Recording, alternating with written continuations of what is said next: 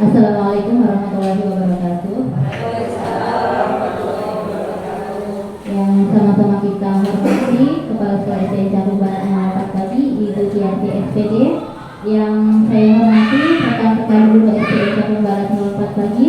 Puji syukur kehadiran Allah Subhanahu wa Ta'ala, pada siang hari ini kita dapat berkumpul di ruangan ini dalam rangka mengikuti diseminasi modul budaya positif program calon guru penggerak. Ya, yang pertama kali mungkin akan dibuka oleh Ibu sebagai kepala sekolah pada Ibu Tiarti. Saya persilakan Ibu.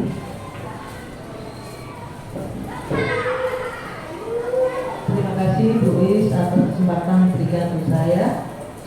Assalamualaikum warahmatullahi wabarakatuh. Selamat siang, salam sejahtera untuk kita semuanya. Segala bersyukur kita panjatkan kepada Tuhan Yang Maha Kuasa, di mana pada siang hari ini kita masih diberi kesehatan sehingga kita dapat melaksanakan atau ikut dalam acara calon guru penggerak, yaitu sosialisasi budaya positif di sekolah. Cakung Barat SD Cakung 04 pagi merasa bersyukur dan bangga karena kita sudah mempunyai calon guru penggerak untuk acara sekarang ini.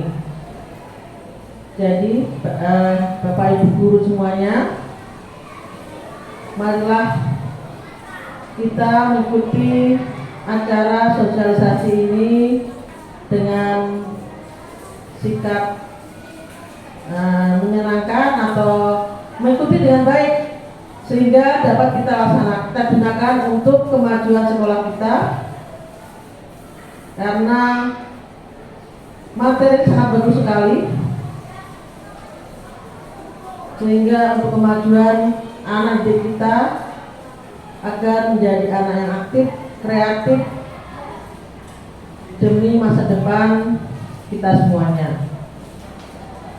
Saya kira dari satu sekian, mudah-mudahan calon guru penggerak Isna ini Mahfufah ya, menjadi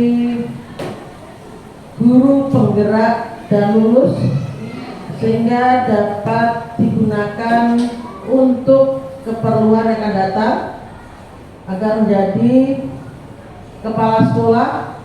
Karena pada zaman sekarang ini yang diutamakan adalah guru penggerak, sehingga Bu Is ini menjadi motivasi untuk Bapak Ibu semuanya yang belum ikut guru penggerak, sehingga semua guru SD Cakung Barat 04 pagi semua ikut jadi guru penggerak dan calon kepala sekolah semuanya.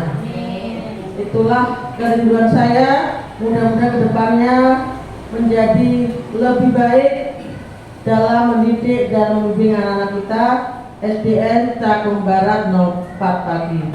Saya kira dari saya sekian. Saya kiri, wassalamualaikum warahmatullahi wabarakatuh. Selamat mengikuti. Ya, baik Ibu, terima kasih atas pembukaan dan pengarahannya untuk kegiatan diseminasi budaya positif pada siang hari.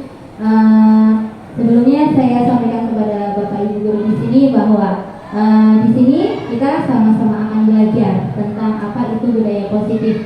Saya berada di depan bukan berarti saya yang merasa paling pintar di sini. Di PMM pun kita sudah sama-sama belajar tentang apa itu budaya positif. Jadi di sini saya mengajak mari kita belajar bersama dan berbagi. Mudah-mudahan apa yang kita pelajari pada siang hari ini nanti dapat kita manfaatkan untuk kita menuntun dan mendidik anak-anak kita di SDN Cakung Barat 01 lagi. Seperti itu ya Bapak Ibu ya. Sebelumnya saya mau menyapa dulu, apakah pada siang hari ini semuanya merasa bahagia? Alhamdulillah. Kenapa saya menanyakan bahagia karena bahagia adalah dasar dari kita melaksanakan tugas di sini dengan penuh keikhlasan. Kalau kita tidak merasa bahagia, kita mengerjakan sesuatu pasti akan merasa lelah. Ketika kita merasa bahagia, segala sesuatu akan menjadi ringan kita laksanakan. Seperti apa yang disampaikan oleh Ki Hajar Dewantara. Yang biasanya kalau kita nonton video-video PMM pasti terakhirnya ada ucapan salam dan bahagia. Itu maksudnya. Ketika kita akan melaksanakan sesuatu, kita dahului dulu dengan salam dan kita buka hati kita dengan perasaan yang bahagia. Ya, baik Bapak Ibu. Oke, saya lanjutkan.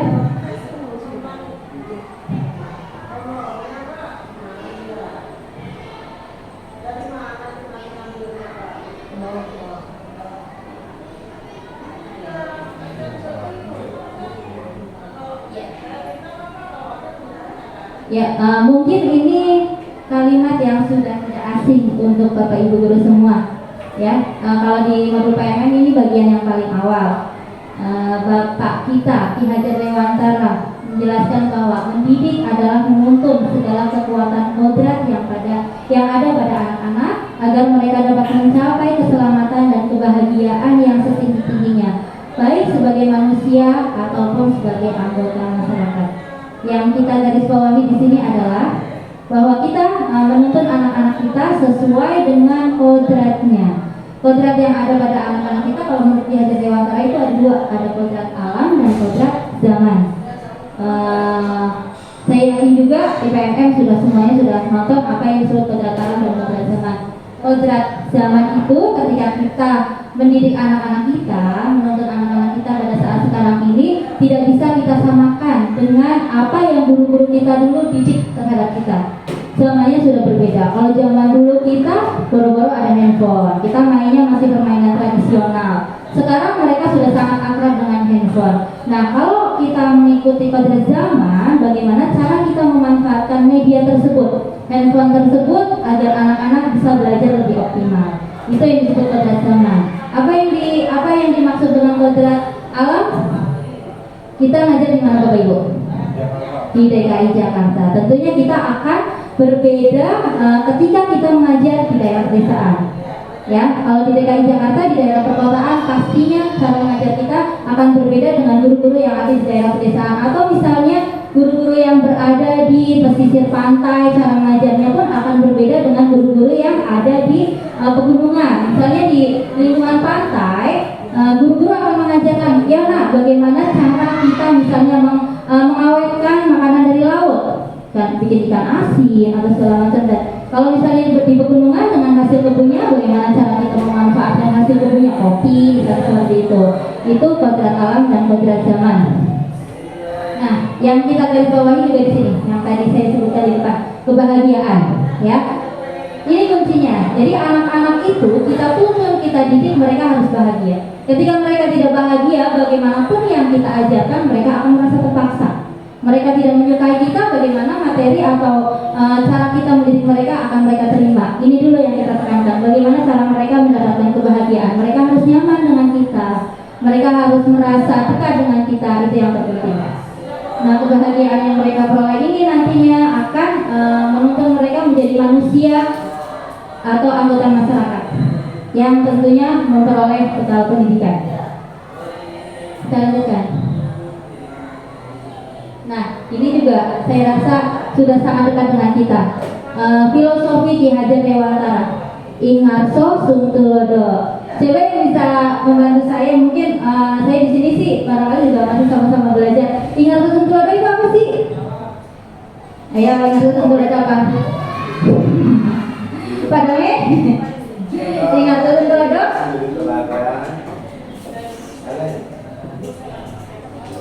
Ingaso Sungtulodo. Bahasa Jawa ki nek ingaso itu artinya ingaso di depan. Sungtulodo itu yang berarti memberi teladan. Yang di depan memberikan teladan, memberikan petunjuk. Gitu. Demikian menurut saya. Oke. Nih Pak Dome Batak tapi Jawane kuwi. Ya itu ingat sosum tulodo.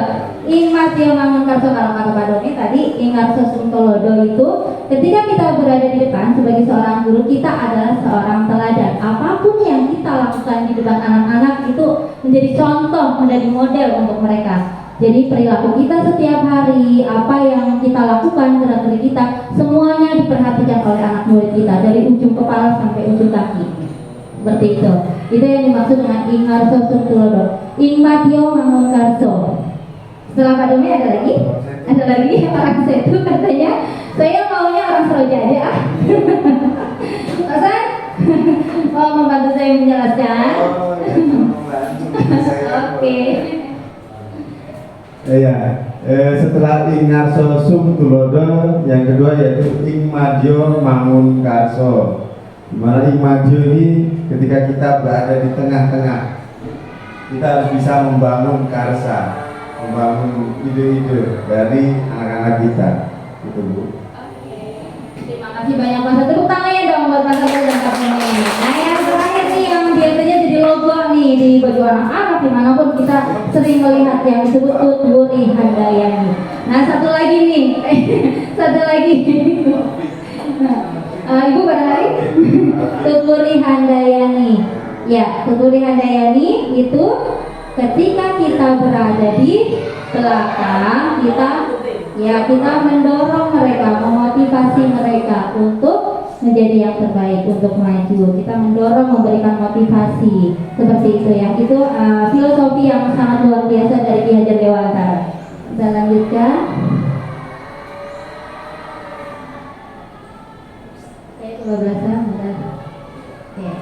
Nah, ini masih nyambung dengan yang tadi. Sebelum sampai ke budaya positif, pembukanya mungkin ini dulu supaya kita ingat lagi apa yang sudah kita pelajari sebelumnya.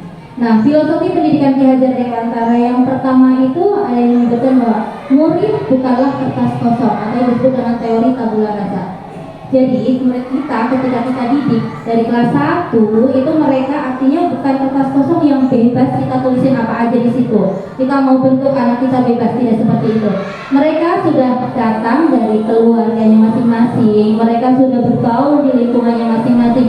Itu mereka sudah membawa apa yang diperoleh dari keluarganya, didikan di dalam keluarga, ada yang diperoleh dari lingkungannya. Jadi kita sebagai seorang guru kewajibannya adalah menebalkan dan menipiskan. Menebalkan apa? Menebalkan akhlak atau karakter baik yang sudah mereka bawa. Kita tebalkan supaya lebih unggul lagi. Dan apa yang terlihat belum baik kita tekan, kita tipiskan supaya itu tidak menonjol. Jadi itulah yang disebut bahwa anak itu bukanlah kertas kosong. Jadi kita tidak bebas mencoret-coret kertas kosong itu semau kita. Ya, mereka sudah membawanya dari rumah dan lingkungannya masing-masing. Yang kedua, setiap anak lahir unik dan membawa bakatnya masing-masing. Oke.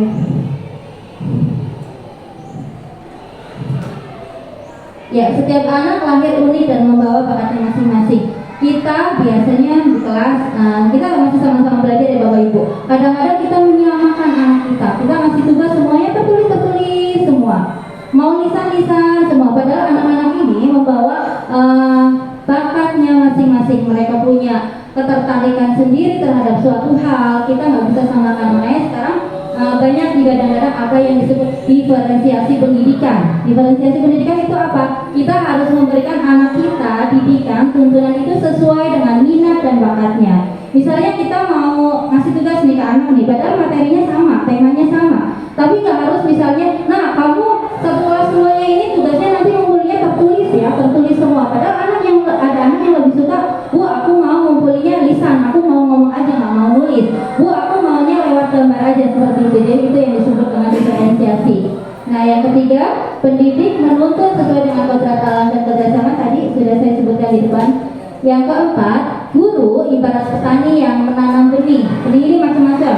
Ada benih padi, ada benih jagung. Nah, sebagai seorang guru, kita hanya tugasnya itu memastikan bahwa benih ini akan tumbuh dengan baik. Jadi kita tidak boleh mengubah. Misalnya kita memaksakan benih padi kok kita mau jadikan jagung, itu nggak bisa, ya. Jadi kalau padi ya padi aja. Bagaimana cara kita memastikan padi ini nanti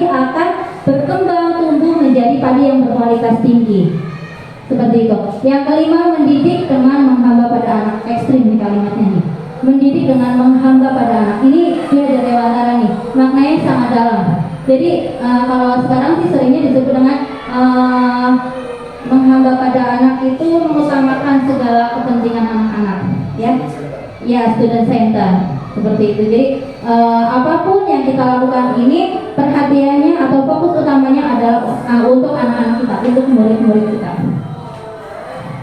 Segitunya sampai nanti Hajar Dewantara ini menyebut mendidik itu menghamba pada anak. Sebenarnya ada sejarahnya kenapa beliau ini menyebut bahwa kita harus menghamba pada anak. Tapi nanti ceritanya nggak di sini, nanti jadi lebih dari 3 jam kalau ceritanya itu.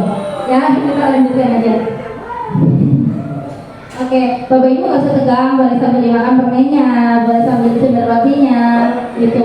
Nanti urat sarafnya jadi tegang, kebahagiaannya akan menghilang. Jadi sambil ngemil aja nggak apa-apa. Nggak usah harus mantengin saya, nanti jadi deg-degan kayaknya kalau dipantengin terus. Ayo, permennya boleh dimakan. Kalau ini dimakan permennya apa enak kalau itu rasa coklat. Nah, setelah kita menyinggung semuanya tentang filosofi Ki Hajar Dewantara, sekarang saya akan bertanya ke apa itu sih budaya positif? Budaya positif yang dimaksud adalah budaya yang dapat menimbulkan rasa aman dan nyaman pada murid dalam proses pembelajaran di sekolah. Nah, ini rasa aman dan nyaman pada murid kita harus ciptakan di sekolah dengan adanya budaya positif. Gimana cara kita menciptakan adanya budaya positif ini? Gimana cara upaya kita sebagai seorang guru untuk menciptakan budaya positif yang ada di sekolah? Di kelas kita, di lingkungan sekolah, semuanya harus bekerja sama, kompak sehingga kondisi sekolah kita itu menjadi kondusif untuk anak-anak belajar. Kondisi lingkungan yang ramah anak, yang membahagiakan anak, jauh dari tekanan. Kadang-kadang kalau misalnya apa-apa anak terlambat sekolah, kamu berdiri di belakang sana atau di depan, itu namanya makan. Itu jauh dari budaya positif. Nah, nanti ini akan kita bahas lebih dalam ke depannya. Selanjutnya, budaya positif juga dapat mendorong murid untuk berpikir, bertindak, dan mencipta sebagai proses memerdekakan dirinya, sehingga murid menjadi pribadi yang mandiri dan bertanggung jawab. Ketika anak-anak sudah berasa dalam posisi aman, nyaman, kreativitas mereka akan muncul karena mereka bahagia. Mereka tidak ditekan. Kamu harus ini, kamu harus itu, gurunya nekan, gurunya maksa. Nah, ketika anak-anak ini udah aman, nyaman, mereka akan menjadi anak-anak yang bahagia dan muncul kreativitas seperti itu. Nah, bagaimana sih cara kita menciptakan budaya positif ini di lingkungan sekolah? Salah satunya dengan kita merubah paradigma kita dari paradigma stimulus respon ke teori kontrol. Apa itu stimulus respon? Apa itu teori kontrol? Stimulus respon itu ketika kita menyatakan sesuatu yang harus diterimanya itu juga. Kita nyampein A, anak-anak harus A gitu. Jadi kita lanjutkan ke sini, apa bedanya? Ini pendapat dari seorang ahli yang menyatakan bila kita ingin membuat kemajuan perlahan, sedikit-sedikit ubahlah sikap atau perilaku Anda. Namun bila kita ingin memperbaiki cara-cara utama kita, maka kita perlu mengubah kerangka acuan kita. Ubahlah bagaimana Anda melihat dunia, bagaimana Anda berpikir tentang manusia. Ubahlah ini paradigma. Ketika kita akan membuat suatu perubahan besar, maka paradigma berpikir kita yang akan kita ubah. Paradigma tentang apa? Nah, ini bedanya antara stimulus respon dan teori kontrol. Yang pertama, stimulus respon. Kita memandang realitas, kita memandang kebutuhan semua orang itu sama dengan kita. Padahal namanya orang pasti kebutuhannya beda-beda. Jangan sampai kita memaksakan orang lain harus berpikir sama dengan kita, orang lain memiliki kebutuhan yang sama dengan kita. Nah, ini menurut teori kontrol, kebutuhan kita itu berbeda. Setiap manusia memiliki kebutuhan yang berbeda. Anak-anak juga memiliki kebutuhan yang berbeda dengan gurunya. Jangan sampai kita sebagai seorang guru memaksakan anak harus sesuai dengan kemauan gurunya. Yang kedua, semua orang melihat hal-hal yang sama. Setiap orang memiliki gambaran yang berbeda. Hampir sama dengan poin yang pertama. Kita mencoba mengubah orang agar berpandangan sama dengan kita. Itu menurut stimulus respon. Yang teori kontrol, kita berusaha memahami pandangan orang lain tentang dunia. Jangan selalu merasa bahwa kita itu benar, orang lain salah. Nah, ini bedanya teori kontrol dan stimulus respon. Kalau stimulus respon, kita mencoba mengubah orang lain sesuai dengan pandangan kita, padahal pikiran orang lain tentang dunia berbeda dengan kita. Selanjutnya, perilaku buruk dilihat sebagai suatu kesalahan. Ini kalau stimulus respon. Anak-anak misalnya terlambat datang ke sekolah, kita langsung ngejudge, kamu anak nggak disiplin, kamu anak yang nggak bisa jadi anak baik. Itu kalau perilaku dilihat sebagai sesuatu kesalahan. Kalau ini semua perilaku memiliki tujuan menurut teori kontrol. Bahkan ketika perilaku ini perilaku buruk, misalnya anak-anak bikin keributan di kelas, nggak mau ikut pembelajaran, bikin ulah terus, kita harus telisik, kita harus identifikasi, harus amati kenapa sih ini anak kok disuruh belajar susah banget. Itu yang harus kita lakukan. Apa kebutuhan yang akan dia penuhi? Nanti lebih jauh lagi akan kita bahas di slide berikutnya. Menurut stimulus respon, orang lain bisa mengontrol saya. Hanya Anda yang bisa mengontrol diri Anda. Ini teori kontrol. Nanti kita terapkan ke anak-anak, ini orang lain bisa mengontrol saya. Kita sebagai guru nggak bisa seenaknya mengontrol anak-anak. Saya bisa mengontrol orang lain. Anda tidak bisa mengontrol orang lain. Kalau menurut teori kontrol, pemaksaan ada saat rujukan gagal.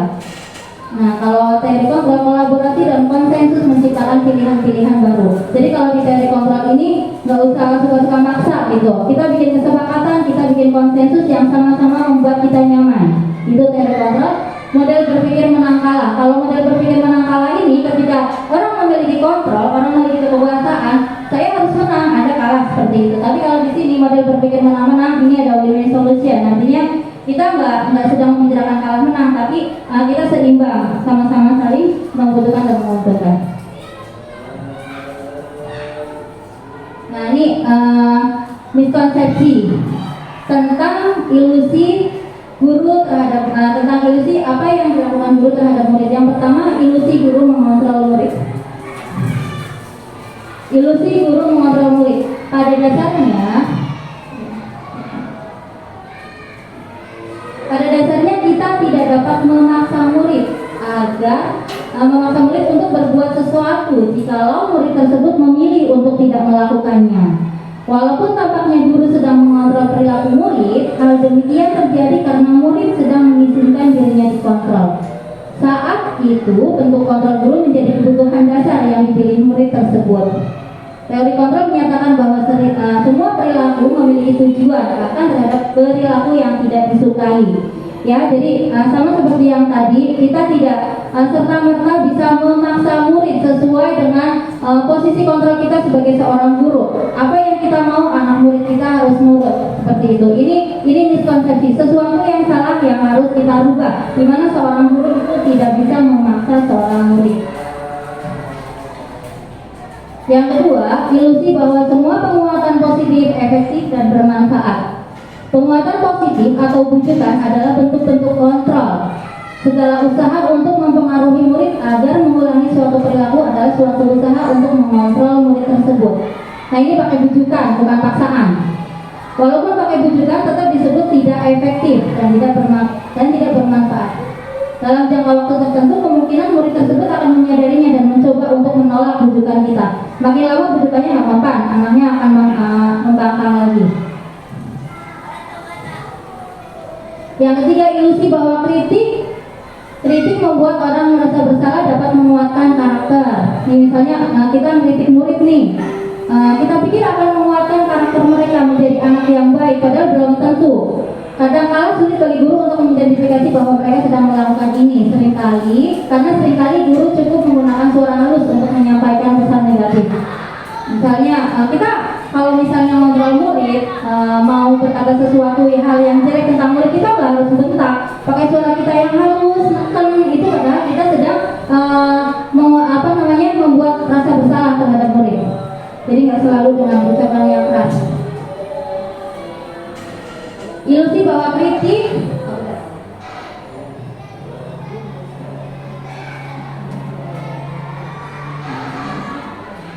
Oke, saya tidak tetap jangan bosan.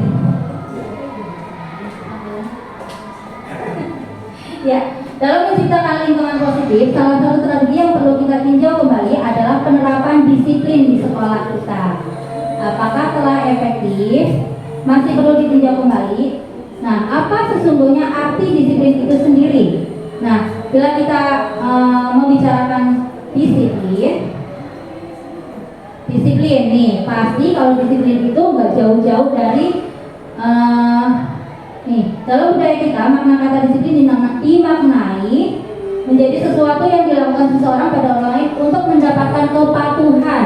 Jadi kita pikir kalau misalnya orang lain sudah patuh terhadap kita, itu orang sudah melaksanakan kedisiplinan. Kita cenderung menghubungkan kata disiplin dengan ketidaknyamanan. Orang kalau misalnya dipaksa harus ini harus itu, peraturannya banyak, itu cenderung tidak nyaman seperti itu. Disiplin berhubungan dengan tata tertib, teratur, dan patuh pada peraturan. Disiplin juga sering dihubungkan dengan hukuman. Misalnya untuk membentuk anak yang disiplin harus, misalnya anak harus datang tepat waktu. Kalau misalnya nggak datang tepat waktu, kamu akan dihukum lari keliling lapangan 10 kali. Seperti itu. Biasanya untuk membentuk suatu kedisiplinan masih banyak cara-cara yang seperti itu. Ya. Nah, ini yang disebut disiplin positif. Apa itu disiplin positif? Mempelajari bagaimana cara kita mengontrol diri dan bagaimana menguasai diri untuk memilih tindakan yang mengacu pada nilai-nilai yang kita hargai agar tercapai tujuan yang diinginkan. Kalau disiplin tadi, disiplin aja bukan disiplin positif, biasanya ketidaknyamanan, keterpaksaan itu yang muncul. Tapi kalau disiplin positif ini, mereka meyakini bahwa mereka misalnya mentaati tata tertib itu karena ada nilai-nilai yang dihargai oleh orang tersebut. Nah, ini nanti akan memunculkan motivasi intrinsik. Misalnya program yang kita sedang laksanakan P5 tentang pemilahan sampah, itu kita mencoba menggugah kesadaran anak-anak tentang kepedulian terhadap lingkungan. Nah, mungkin kesannya pertama emang kadang-kadang kita masih pakai paradigma lama ya, pakai paksaan apa segala macam. Nah, tujuan kita sebenarnya untuk memunculkan ini motivasi intrinsik, motivasi dalam diri anak-anak itu. Nanti mereka akan peduli. Oh ya, ternyata kalau misalnya aku nggak peduli terhadap lingkungan, aku buang sampah sembarangan, nggak aku bilang, ini yang akan terjadi. Kita buka kesadaran mereka. Bagaimana caranya kita nih menggugah anak-anak kita supaya mereka peduli terhadap lingkungan dengan program kita. Bukan hanya sekedar maksa, ayo nak buang sampah ke tempatnya, pilah sampah, enggak. Tapi sasaran kita adalah menggugah kesadaran mereka, motivasi intrinsik yang mereka miliki. Nah, Ki Hajar Dewantara mengatakan bahwa untuk mencapai kemerdekaan atau dalam konteks pendidikan kita saat ini, untuk menciptakan murid yang merdeka, syarat utamanya adalah harus ada disiplin yang kuat. Disiplin yang dimaksud adalah disiplin diri yang memiliki motivasi intrinsik. Nih, Ki Hajar Dewantara emang mengajarkan murid itu harus merdeka, harus bahagia, tapi bukan merdeka yang kebablasan. Yang sering sekarang disalahartikan. Merdeka apa sih yang dimaksud Ki Hajar Dewantara? Merdeka ini justru murid ini sudah memiliki disiplin diri yang kuat. Itu yang disebut benar-benar merdeka. Mereka tidak bisa dikontrol orang lain. Mereka mempunyai motivasi intrinsik untuk mereka berbuat sesuatu atas kesadaran sendiri. Jika kita memiliki motivasi intrinsik, maka jika kita tidak memiliki motivasi intrinsik, maka kita memerlukan pihak lain untuk mendisiplinkan kita atau motivasi ekstrinsik. Ini biasanya langkah awalnya. Kalau seseorang atau murid kita belum bisa memiliki kesadaran, awalnya memang motivasi ekstrinsik yang kita pakai, hukuman, konsekuensi seperti itu. Tapi langkah akhirnya, apa target kita yang akan kita tanamkan adalah motivasi intrinsik. Tidak mudah untuk memunculkan motivasi intrinsik. Bahkan mungkin kalau misalnya kita mau berbicara jujur, ini kayaknya khayalan gitu.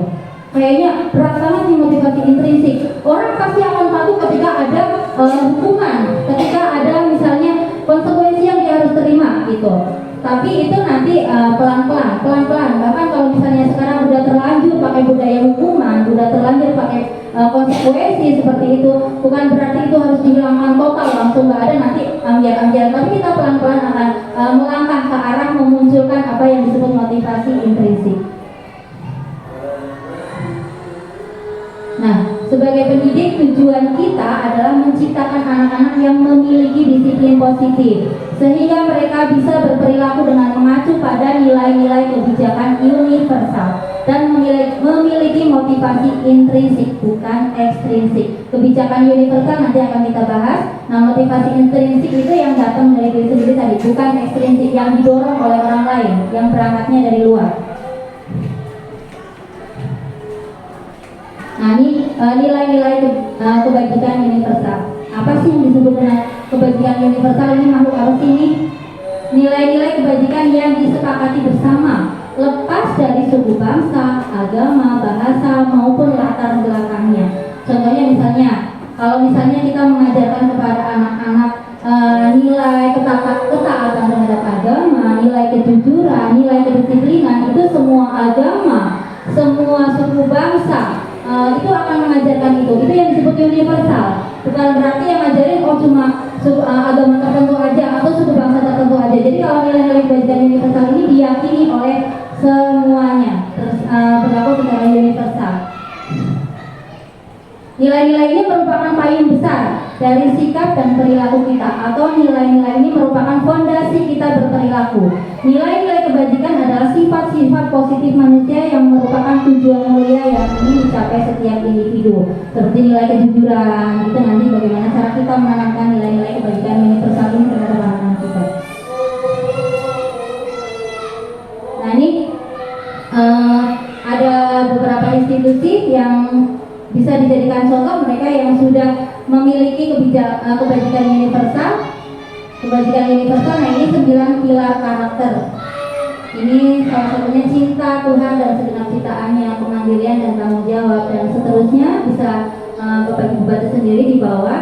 Nah, yang akan kita bahas lebih lanjut adalah tentang profil pelajar Pancasila. Nah, di sini sekarang berkaitan dengan kurikulum merdeka yang sedang digadang-gadang oleh negara kita, oleh negeri kita, bahwa apa yang akan kita tanamkan terhadap anak murid kita tentang kebajikan universal ini adalah profil pelajar Pancasila. Bagaimana cara kita membentuk anak-anak kita supaya berkarakter sesuai profil pelajar Pancasila.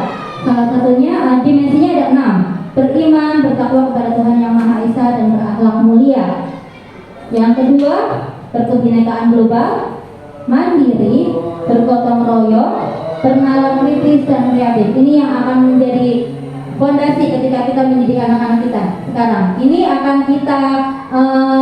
kita pelajari atau kita internalisasikan di sekolah itu di dalam kegiatan intrakurikuler atau kegiatan pembelajaran di kelas, ekstrakurikuler, dan P5.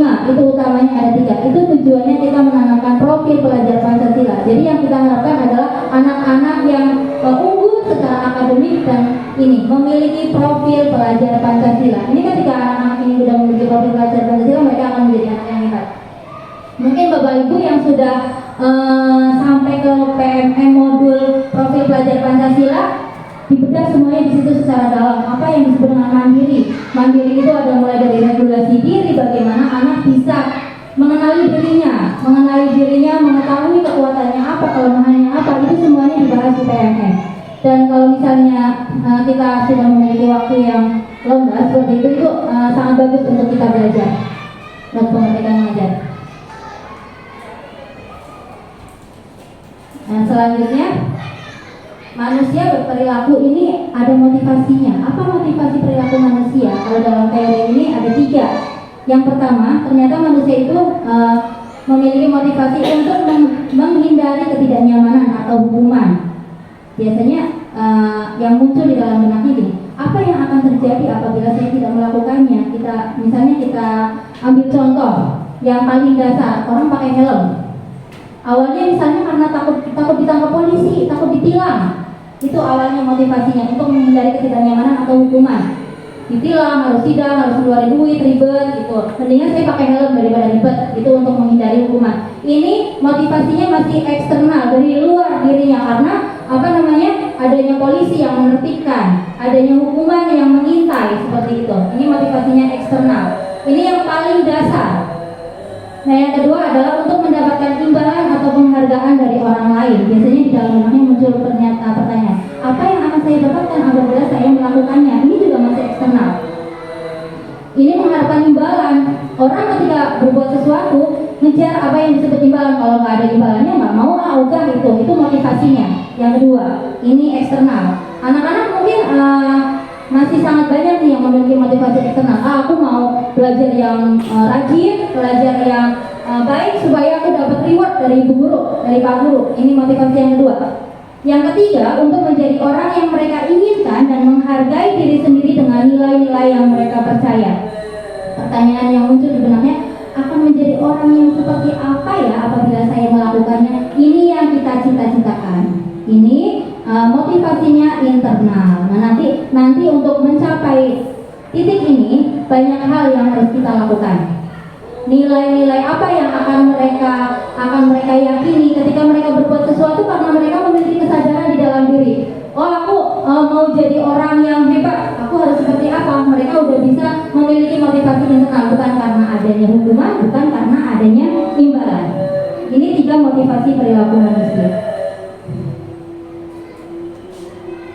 Nah, apa sih tujuan dari disiplin positif yang sedang kita bahas? Menanamkan motivasi yang ketiga tadi ya, motivasi yang berangkat dari dalam diri sendiri, motivasi intrinsik pada murid-murid kita, yaitu untuk menjadi orang yang mereka inginkan dan menghargai diri sendiri dengan nilai-nilai yang mereka percaya.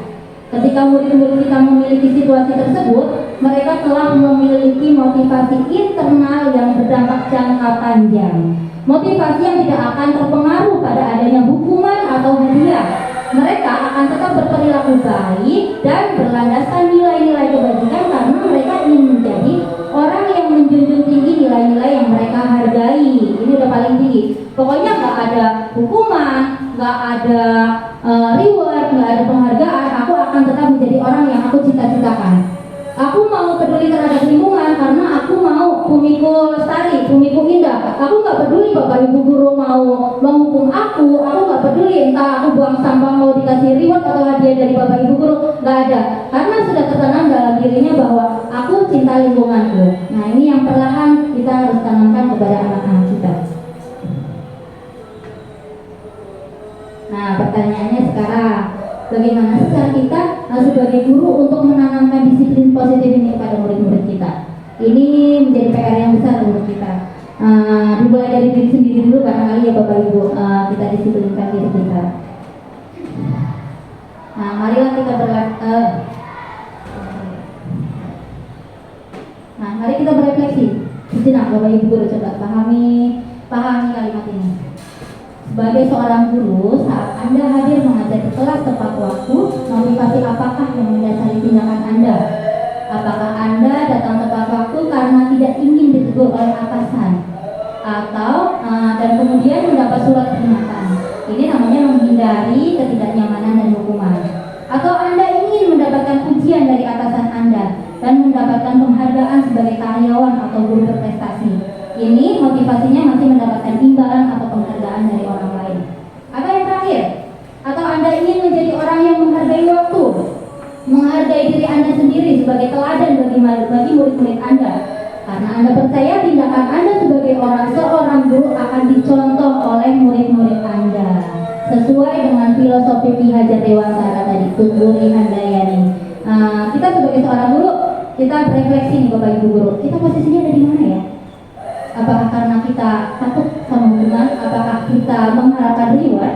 Apakah karena sudah tertanam dalam diri kita, oh saya seorang guru loh, saya dicontoh oleh anak-anak, saya harus berperilaku yang mereka bisa jadikan model, saya tidak akan terlambat, seperti itu.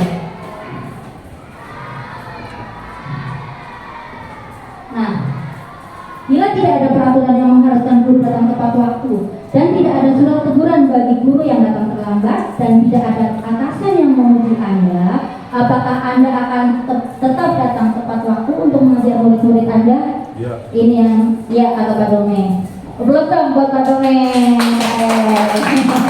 Ya, ini yang sebelum kita ke anak-anak, kita berefleksi dulu. Jangan kita mau ngajarin anak-anak, tapi diri kita sendiri belum memiliki disiplin positif. Gimana cara kita ngajarin ke anak-anak seperti itu? Jadi saya mau dalam dulu, katanya kalau misalnya jari kita ada 5, yang 1 menuju ke depan, yang 4 ke belakang, ke diri kita dulu. Jadi sebagai seorang guru kita kan contoh. Jadi kita harus berefleksi terlebih dahulu.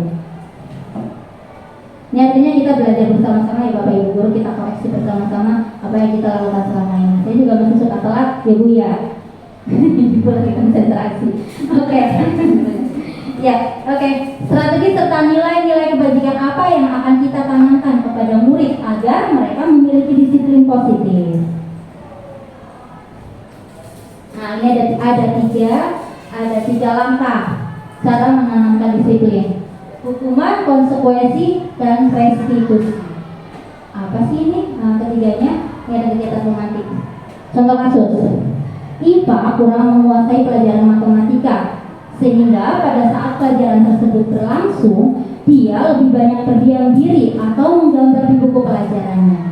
Pada saat guru matematikanya, Pak Seno, menanyakan pertanyaan, IPA menjadi gugup dan tak sengaja menjatuhkan tasnya dari kursi, serta tiba-tiba menjadi gagap dan pada saat berupaya menjawab.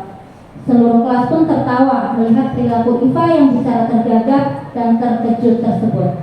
Pak Seno pada saat itu membiarkan teman-teman IPA menertawakan IPA yang tergagap dan malu luar biasa, dan malahan minta IPA untuk maju ke depan dan berdiri di depan kelas sambil menunjuk hidungnya karena tidak bisa menjawab pertanyaan Pak Seno. Kelas makin gaduh dan anak-anak pun tertawa melihat IPA di depan kelas memegang ujung hidungnya. Ini masih ada yang terjadi nggak ya? Mudah-mudahan dari Sabang sampai Merauke nggak ada ya. Nah, ini pertanyaan dari kita. Apakah Anda setuju dengan tindakan Pak Seno terhadap IPA? Setuju kalau Pak Ibu? Tidak setuju. Kalau tidak setuju mengapa ya?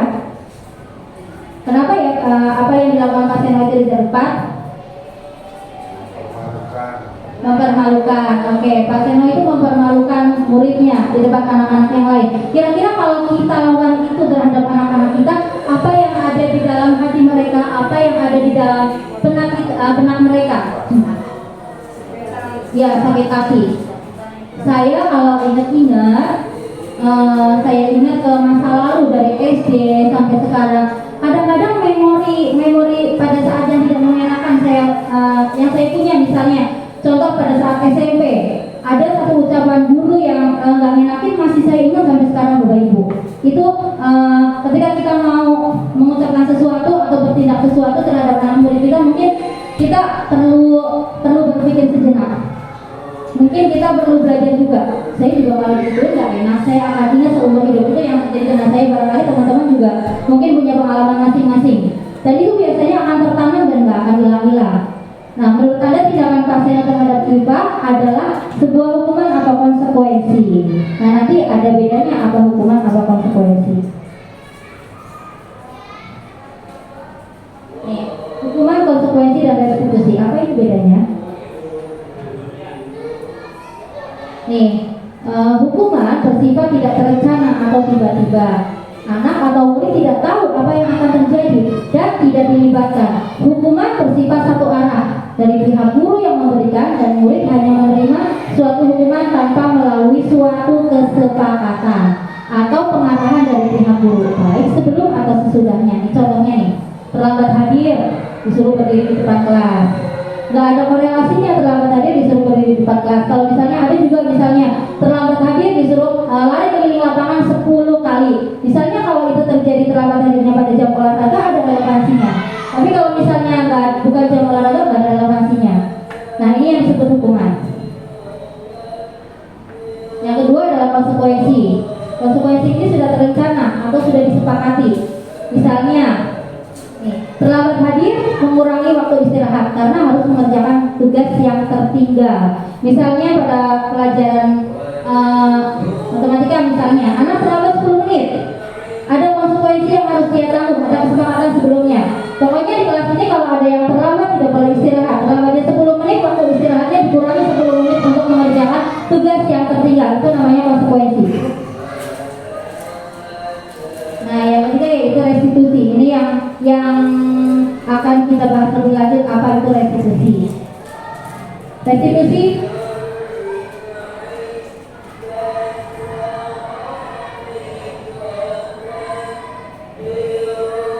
Restitusi adalah proses menciptakan kondisi bagi murid untuk memperbaiki kesalahan mereka, sehingga mereka bisa kembali pada kelompok mereka dengan karakter yang lebih kuat. Kembali pada kelompok mereka. Misalnya ada anak yang terlambat hadir, bukan kita pisahkan anak itu dari kelompoknya, dikeluarin, sana kamu berdiri di depan, sana kamu berdiri di belakang. Tapi kita panggil anaknya, kita tanya, anak, kamu terlambat kenapa? Dia ungkapkan alasannya. Terus kita barangkali lebih lanjut ya tentang restitusi. Gimana sih kita ngasih caranya supaya dia tidak terlambat lagi? Nah, kita kasih solusi, kita harapkan untuk dia menemukan solusi dari dalam dirinya, bukan dengan cara menghukum. Nah, ini yang luar biasa juga, dihukum oleh penghargaan. Penghargaan kok menghukum? Padahal selama ini kadang-kadang kita sering masih bilang, jangan cuma punishment doang dong, rewardnya dong, punishment mulu dikasih, rewardnya nggak ada, seperti itu ya. Biasanya kita sebagai seorang guru tuh bangga dengan reward yang kita berikan kepada anak-anak. Ternyata itu menghukum loh. Maksudnya gimana sih? Penghargaan kok menghukum? Nah, kalau mengemukakan baik penghargaan maupun hukuman adalah cara-cara mengontrol perilaku seseorang yang menghancurkan potensi untuk pembelajaran yang sesungguhnya. Jadi menurutnya secara ideal tindakan belajar itu sendiri adalah pelajaran yang sesungguhnya, adalah penghargaan yang sesungguhnya. Nih, beliau juga mengemukakan beberapa pernyataan dari hasil pengamatannya selama ini tentang tindakan memberikan penghargaan yang nilainya sama dengan menghukum seseorang. Padahal sebenarnya ini ada coba kasus lagi nih. Nih, saat seorang anak belajar untuk pertama kali menggabungkan huruf-huruf dan kata-kata serta menyadari bahwa ia dapat membaca, timbul pijar di matanya dan sebuah senyuman di wajahnya. Anak tersebut begitu gembira bahwa ia telah mempelajari dan menguasai suatu keterampilan baru. Kesadaran akan kemampuannya bahwa dia sudah dapat membaca sesungguhnya sudah merupakan sebuah penghargaan. Gak perlu lagi kita kasih reward karena kamu udah bisa pinter baca, pinter nulis, Bu Guru kasih coklat kardus. Itu nanti akan menjadi kebiasaan buat dia. Ketika dia mau melakukan sesuatu, dia mengharapkan imbalan dari gurunya. Padahal tidak perlu gitu. Dia udah punya kepuasan sendiri ketika dia bisa. Itu yang namanya kepuasan dari dalam dirinya. Ketika kita berikan dia penghargaan, itu akan merusak motivasinya.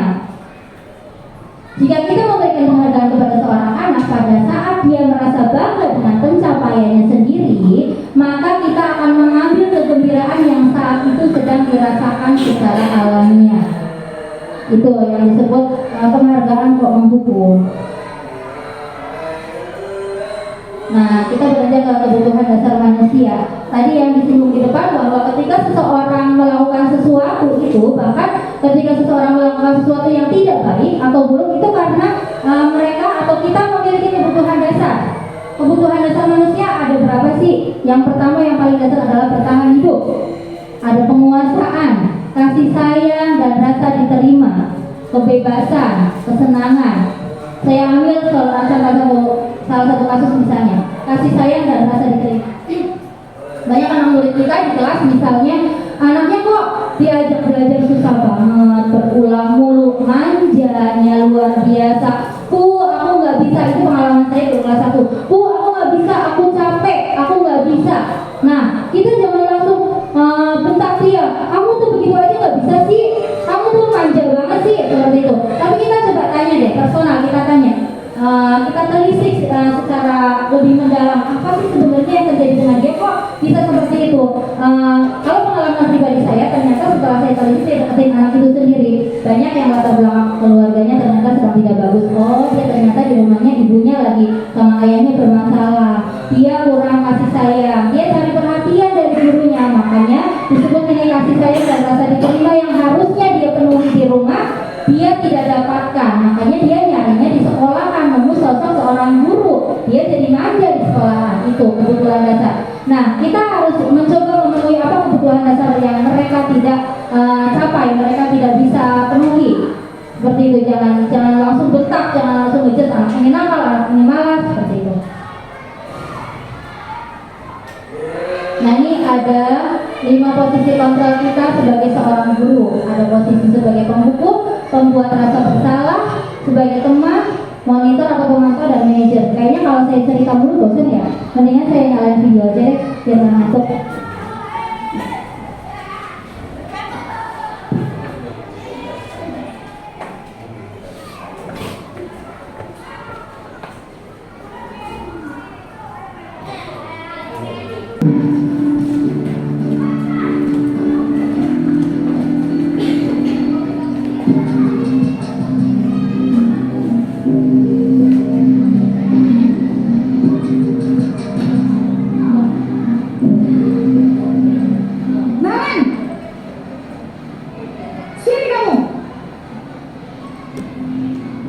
Selamat pagi Bu.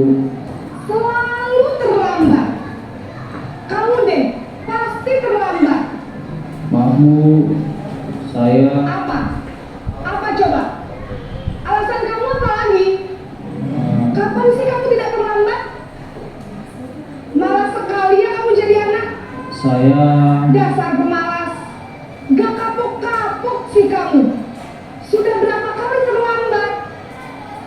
Sana, kamu keliling lapangan basket 2 kali.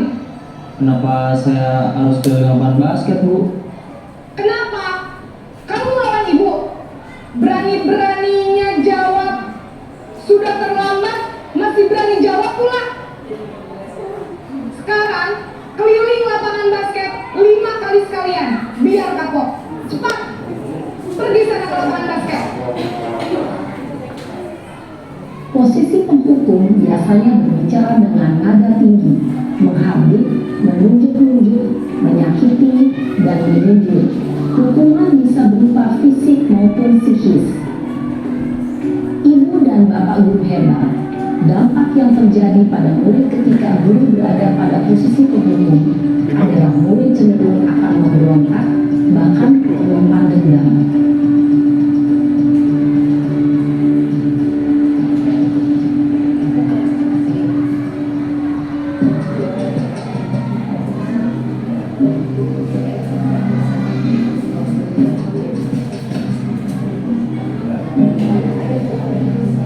Naren!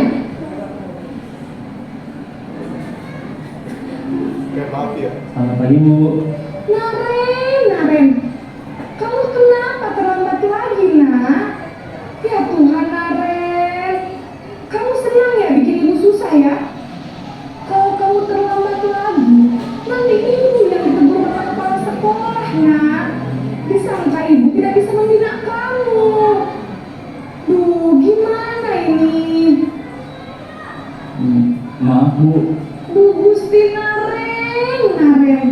Kamu suka ya kalau ibu ditegur bapak kepala sekolah? Terus, sekarang ibu harus tulis apa ini di buku absen? Ini kamu sudah sering terlambat loh. Ibu harus apa coba? Maaf Bu. Maaf sekali. Ya sudah, lain kali jangan bikin ibu susah lagi ya nak ya. Ibu tidak akan kuat lagi kalau kamu begini terus. Bisa jantungan kalau ibu tegur bapak kepala sekolah. Sana cepat kelas. Maaf ya Bu. Maaf sekali. Posisi pembuat rasa bersalah berbicara dengan nada tenang, cenderung lembut. Namun kata-kata yang diutarakan membuat murid merasa menjadi orang yang gagal, memandang buruk dirinya sendiri, merasa tidak berharga, dan tidak sanggup membahagiakan orang lain.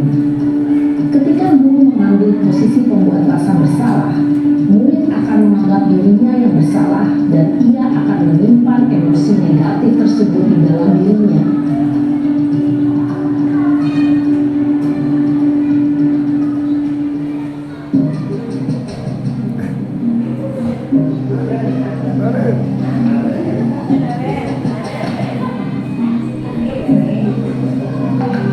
Naren!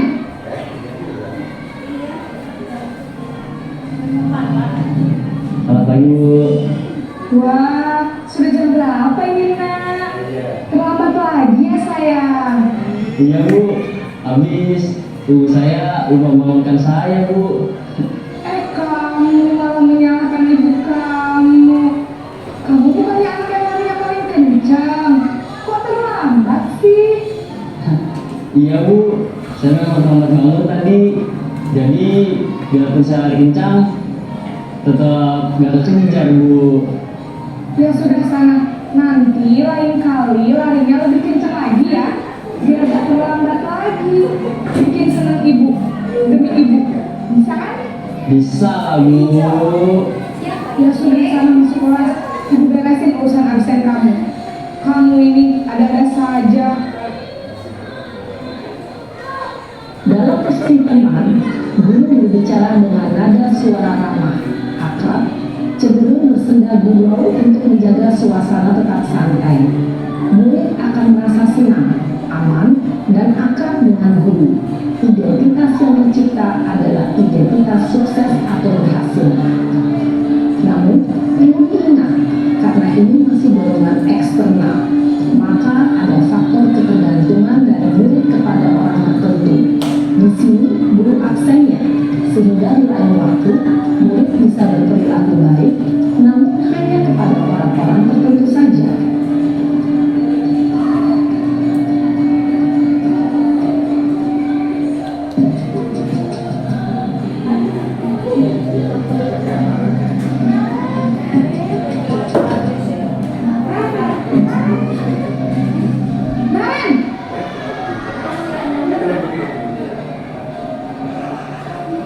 Ini Bu, Naren, apa peraturan sekolah kita tentang jam berapa kita harus masuk sekolah, nak? kita harus di sekolah jam 7 Bu. Iya betul, sekarang sudah jam 7.20. Naren sudah tahu konsekuensinya jika terlambat hadir. Paham Bu, saya harus tinggal kelas pas jam istirahat selama 20 menit. Iya benar, konsekuensinya demikian. Jadi nanti jam 9.30 pas istirahat, kamu harus tinggal di kelas, kerjakan tugas tambahan untuk ketertinggalan kamu, ya? Baik Bu. Posisi pemantau mengandalkan penghitungan atau data untuk mengontrol murid. Guru mengarahkan murid berdasarkan peraturan dan konsekuensi. Seorang pemantau menunjukkan bahasa tubuh dan ekspresi wajah yang datar dan cenderung formal.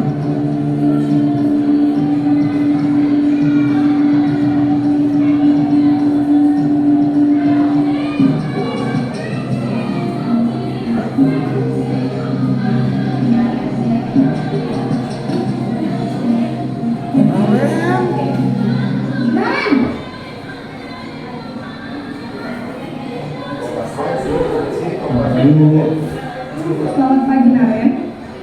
maaf Bu, saya terlambat. Iya, sekolah masuknya jam 7, sekarang sudah jam 7.20.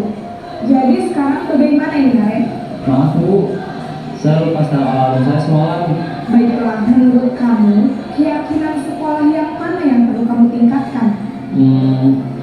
Menghargai diri sendiri dan orang lain mungkin ya Bu. Setuju. Jadi, apakah Naren meyakini prinsip saling menghormati tersebut? Iya Bu, saya meyakininya. Apakah Naren bersedia memperbaiki masalah keterlambatan ini? Bersedia Bu. Bagaimana kamu akan memperbaiki masalah keterlambatan ini? Saya akan coba untuk tidak lupa menyetel alarm saya Bu. Baik, kalau Naren lupa menyetel alarm di rumah, ada orang yang kira-kira bisa bantu mengingatkan tidak? Ada Bu, kakak saya, Kak Emma. Ada lagi selain Kak Emma? Selain Kak Emma, ada ibu saya. Baik, jadi yang mengingatkan Naren adalah Kak Emma dan ibu kamu ya? Kira-kira akan mulai setel alarm kapan nih, Naren? Setelah pulang sekolah, akan segera saya lakukan. Baik, jadi Naren akan setel alarm untuk bangun besok pagi dan akan diingatkan oleh kakak dan ibu dan Naren ya. Ada lagi yang mungkin perlu dilakukan, Naren, agar tidak terlambat bangun lagi. Tidak ada Bu. Baik, Naren, terima kasih untuk kerjasama kamu. Sekarang kamu perlu kembali ke kelas untuk belajar. Baik Bu, terima kasih. Posisi manajer adalah posisi kontrol yang disarankan untuk membimbing murid memiliki sikap disiplin yang positif, yaitu murid yang mandiri, bertanggung jawab, dan dapat memecahkan masalah. Tujuan dari posisi ini adalah agar murid dapat berefleksi atas tindakannya. Guru akan dengan tulus memberikan pertanyaan-pertanyaan bermakna, sehingga membuat murid dapat belajar dari kesalahannya dan mencari sebuah solusi untuk menyelesaikannya. Ibu dan bapak guru hebat, setelah mengamati adegan kelima posisi kontrol tadi, kira-kira posisi mana yang paling ideal? Posisi mana yang dapat menunjang motivasi intrinsik murid? Ya, tentu posisi manajer. Posisi ini memang posisi ideal dan ingin dituju setiap pendidik. Pada posisi inilah, guru dapat menerapkan disiplin positif yang berpihak pada murid, yang memerdekakan murid.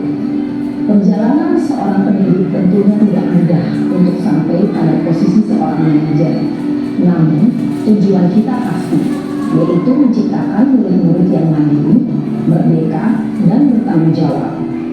Semoga penggambaran 5 posisi kontrol yang telah diperlihatkan ini dapat menjadi ajang refleksi bagi kita semua, agar dapat terus mengasah dan menerapkan disiplin positif yang memerdekakan murid. Mari terus berlatih dan bersemangat. Selamat menerapkan. Salam dan bahagia Ibu dan Bapak Guru hebat.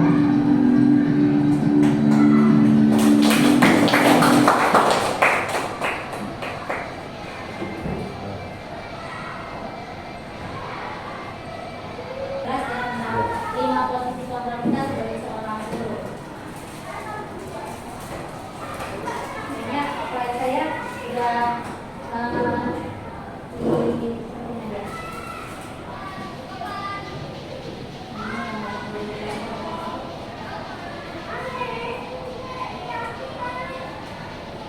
Kalau kita berefleksi kira-kira posisi kita ada di mana dalam itu? 4. Empat. Kalau tadi di 5 berarti. Keren. Itu nilai.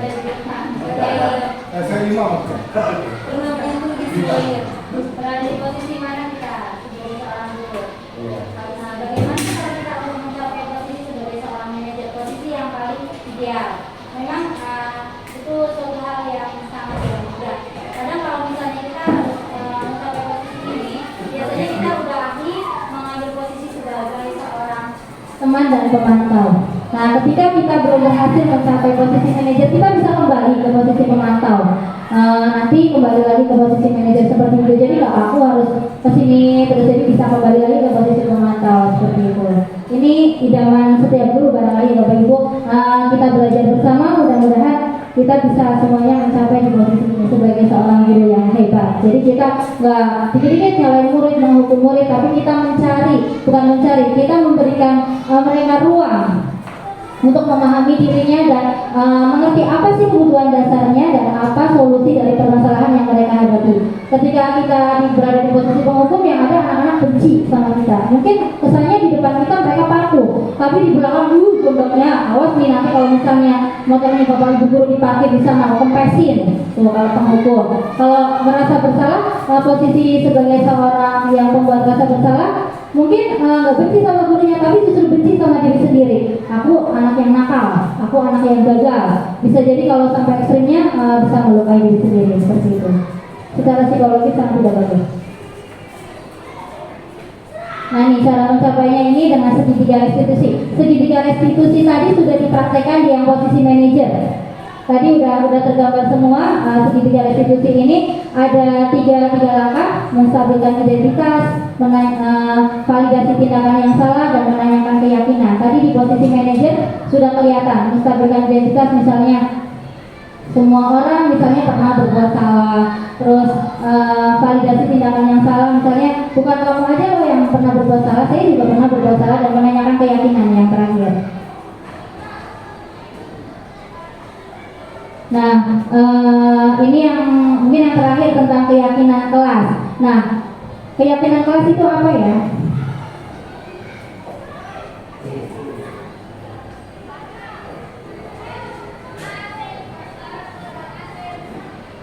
Nah, mengapa kita memiliki peraturan tentang mengapa keyakinan kelas? Mengapa tidak peraturan kelas saja? Ini tadi sudah dibahas di depan. Mengapa kita memiliki peraturan tentang penggunaan helm? Karena kita memiliki keyakinan bahwa pakai helm itu karena kita menginginkan keselamatan, bukan karena takut dihukum.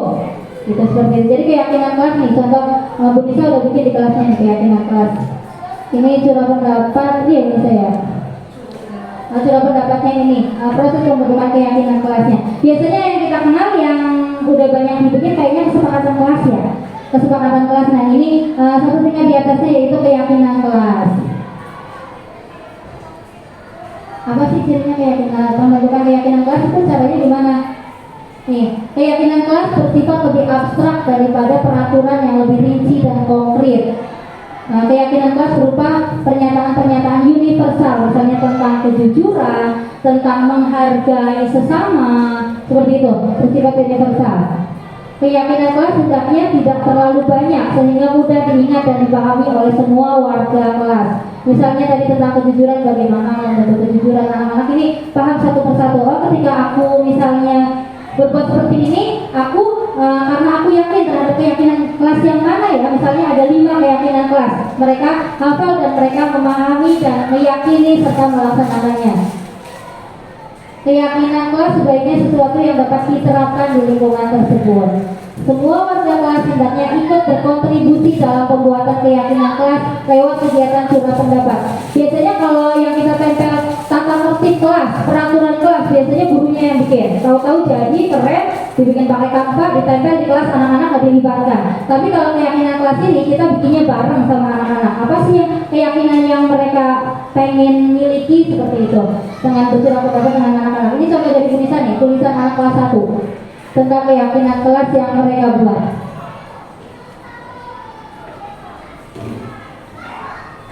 Nah, kayaknya udah lega nih tulisan ini, udah mendekati final. Ngantuknya mudah-mudahan udah terobati dengan nonton video tadi. Nah, ini apa sih tergerak, bergerak, dan menggerakkan? Ini sebenarnya ini salam dari program guru penggerak itu. Tergerak, bergerak, menggerakkan. Tergerak, kita tergerak untuk melakukan perubahan. Di sekolah misalnya kita melihat sesuatu yang mungkin bisa dioptimalkan potensinya. Kita bisa melihat segala sesuatu yang bisa dirubah ke arah yang positif. Kita tergerak, hati kita tergerak terlebih dahulu. Setelah tergerak, kita baru bergerak. Jangan tergerak doang, nggak pernah bergerak, akan menjadi nol. Jadi setelah tergerak, kita berusaha bergerak. Dan yang terakhir adalah menggerakkan.